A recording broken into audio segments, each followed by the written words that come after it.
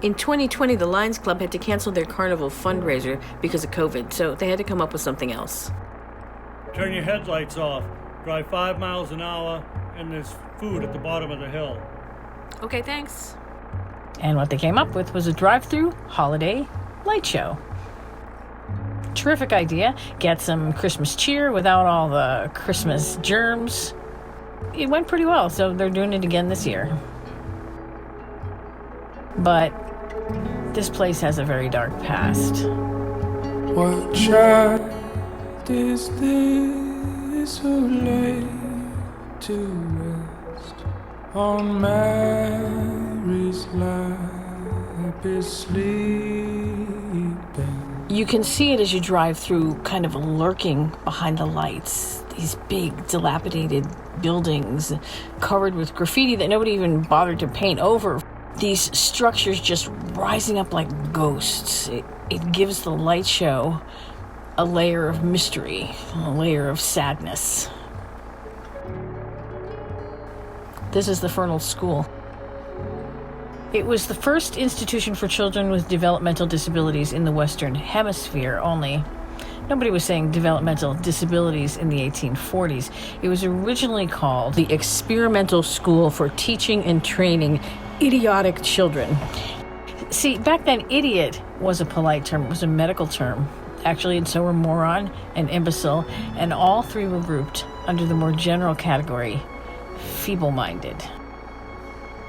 The school's ambition was to educate the people who were labeled with those words so that they could live fulfilling lives within society. It was a revolutionary idea that you could even teach them in those days.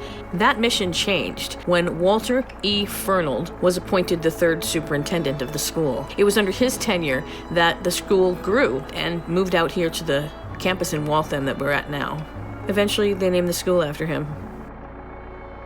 Fernald was on the board of the Eugenics Society. The idea behind eugenics was that the human race could be improved by weeding out the genes of those people who were deemed to be inferior. Fernald believed that feeble-minded people put a burden on society, and because of that, he was deeply committed to institutionalization. The original idea for the school was to help the students get into the stream of life, but under Fernald, it became a warehouse where they were locked away, segregated long-term. When the IQ test came out, eugenicists like Fernald embraced it. They loved it because it helped them to identify high-grade defectives, which were people with IQ scores between 50 and 70, and those people could be turned basically into a labor class. Kids in that category could legally be sent off to the Fernald School, and this turned out to be the key to its longevity. The thing that blows most people's minds about this school for the feeble-minded is that almost 50% of the residents tested normal or very close to it. They were basically just kids who didn't have any place else to go. They might be orphans, or they might come from a household full of addiction and abuse. Some had parents that just didn't want them, or they could be epileptic. And there were immigrant children who scored low on the test at school and then got carted off to Fernald without their parents really even being asked for permission. Whatever the issue, they were made wards of the state, labeled, incarcerated, and put to work. Once they got here to Fernald, these kids performed all kinds of jobs. Everything from janitorial work to helping out with autopsies, literally everything. Fernald School could not have functioned without them. A lot of attention has been paid to these, quote, normal kids who were forced to live and work at Fernald, and their stories are so tragic. But separating them like this, it makes it seem like the people with certain issues belonged here, and the, quote, normal ones didn't. Nobody belonged here. Everybody suffered. Boys, girls, sexual abuse, physical abuse. Severe neglect was a way of life. Experiments that violated the Nuremberg Code. While shepherds watch are keeping. All of this came out in a class action lawsuit that started in 1972. The class action suit really turned the place around under the supervision of Judge Joseph Toro, and when he finally stepped away after 20 years in 1993, he declared that Fernald had become a facility second to none. A lot of people agreed with that opinion. Of course, a lot of people questioned why we actually need an institution this big to keep certain people away from the rest of us. The class action suit required that the state maintain a really high level of care. It was expensive. And in 2003, Governor Mitt Romney, remember him? He announced that the Fernald School was going to be closing. At that point, Fernald was still home to a couple hundred adults who had basically lived there their whole lives. So the families and the employees banded together to try to keep the place open, but all they were really able to do was delay it. And the last resident was discharged in 2014. And that's when the city of Waltham bought the Fernald from the state. So now Christmas, last year, 2020. When I first saw the light show announcement, I thought, great, Mom's gonna love it. It felt like it would be great for the community because people had been social distancing in their houses, and this experience by driving through this wonderland of cheesy lights, maybe people could feel connected. But then I found out that the local disability rights groups were protesting the event.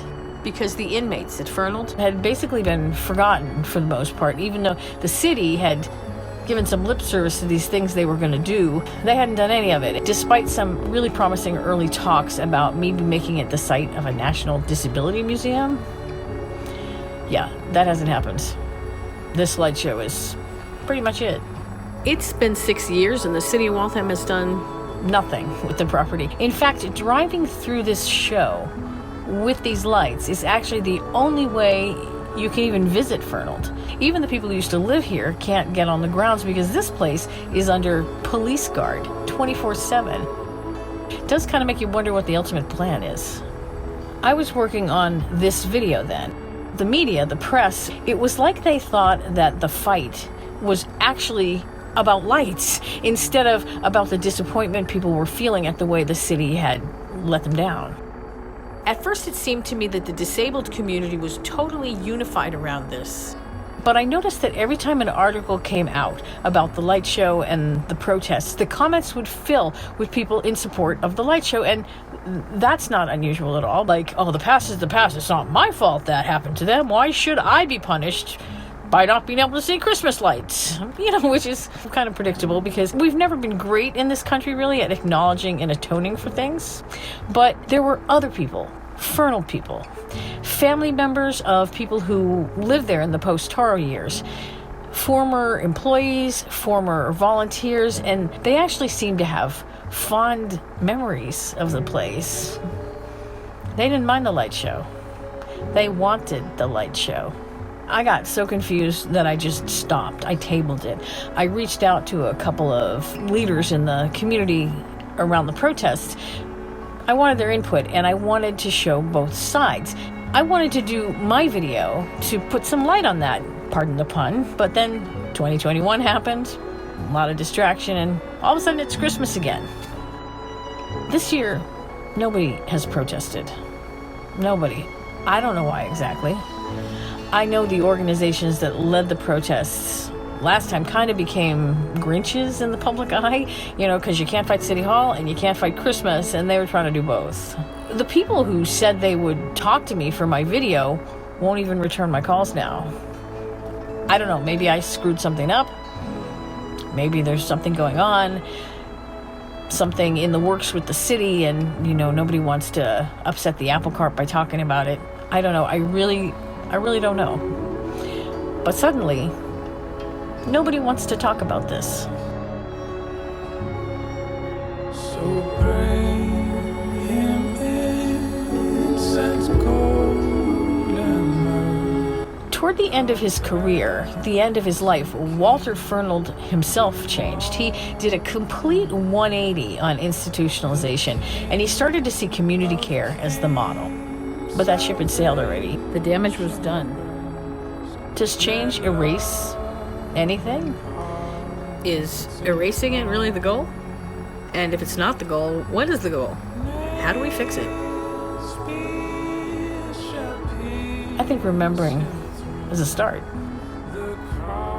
Why is it that we don't want to look underneath things? Are we afraid if we do that we're going to have to own whatever's under there? Well, we already do own it, okay? As a community, we already do. Do we think if we look at the darkness, it's going to just take us over? Because I think that it's when we don't look at it that it takes over. I wish all the people in all these cars knew this story, because then they could Understand what it is they're looking at. I don't think it makes them any less. Beautiful and cheesy and Christmassy. It just makes them about something, about remembering. But not everybody wants to be reminded. Not everybody wants to see the ghosts. Not everybody can. But we can, right? Happy New Year.